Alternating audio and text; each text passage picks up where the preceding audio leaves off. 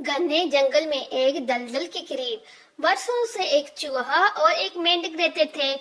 बातचीत के दौरान एक दिन मेंढक ने चूहे से कहा, इस दलदल में मेरा खानदान सदियों से आबाद है और इसीलिए ये दलदल जो मुझे बाप दादा से मिली है मेरी मिरास है।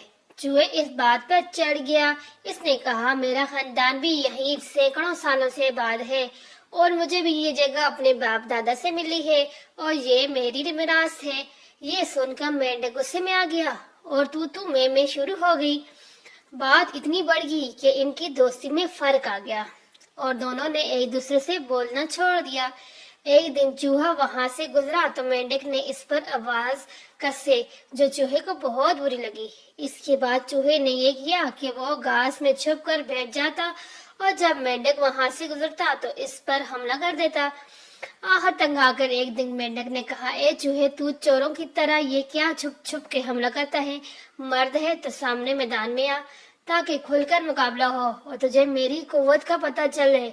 चूहे ने यह बात कबूल कर ली और दूसरे दिन सुबह मुकाबले का दिन वक्त मुकर्रर हुआ। मुकर्ररा वक्त पर एक तरफ से चूहा निकला।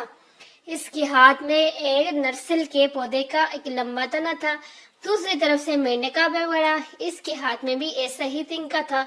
दोनों ने एक दूसरे पर जबरदस्त हमला किया और फिर जरा सी देर में दोनों कत्ल मुतन होकर गए।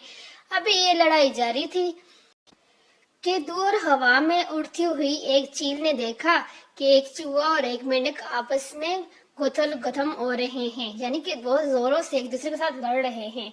वो तेजी से उड़ती हुई नीचे आई और एक झपटे में दोनों पहलवानों को अपने तेज नुकीले पंजों में दबा कर लेगी। अब वहाँ चूहे न मेंढक, दलदल अब बिल्कुल मौजूद है। वहाँ पर ये दलदल है लेकिन वो नहीं, क्योंकि उन्होंने आपस में दोस्ती खत्म कर दी थी।